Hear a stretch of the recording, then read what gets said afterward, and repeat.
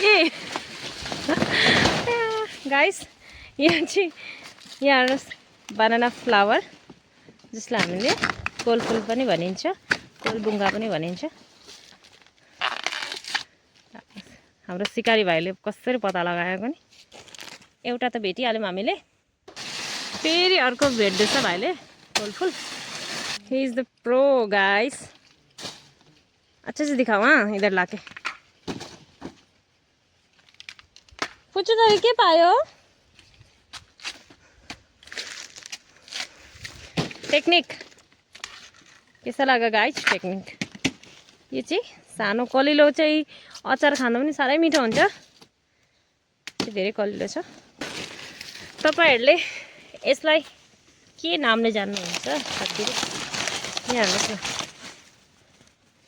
यो चाहिँ अमिलो हुन्छ खानको लागि, हेर्नुस् न कति सुन्दर छ है। यसको तल मुला जस्तै हुन्छ, यहाँ चाहिँ छ कि छैन हेर्छु म। यहाँ रहेनछ, हेर्नुस् त यस्तो रहेछ हुन्छ। हाम्रो यहाँ चाहिँ यो चाहिँ सबै जङ्गली कोल हो, हाम्रो खेतमा पाइन्छ। हाम्रो घरदेखि अलिकति माथि छ खेत चाहिँ, अनि यसमै हुन्छ कोलफुलहरू।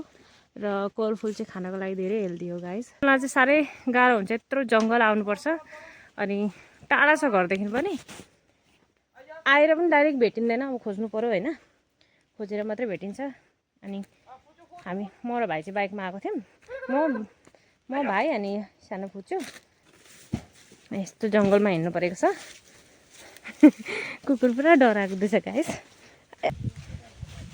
यहाँनिर रहेछ सानो, तपाईहरुलाई म एक चिज देखाउँदैछु गाइस।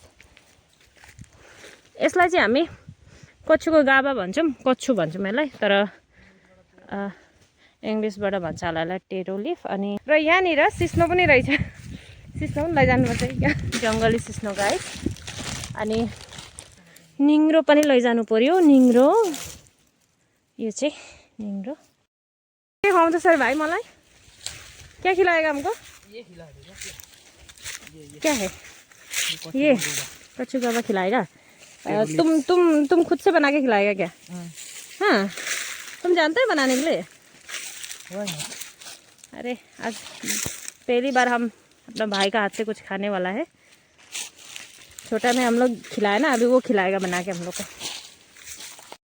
यो चाहिँ मेरो मामाको अदुवा खेती हो।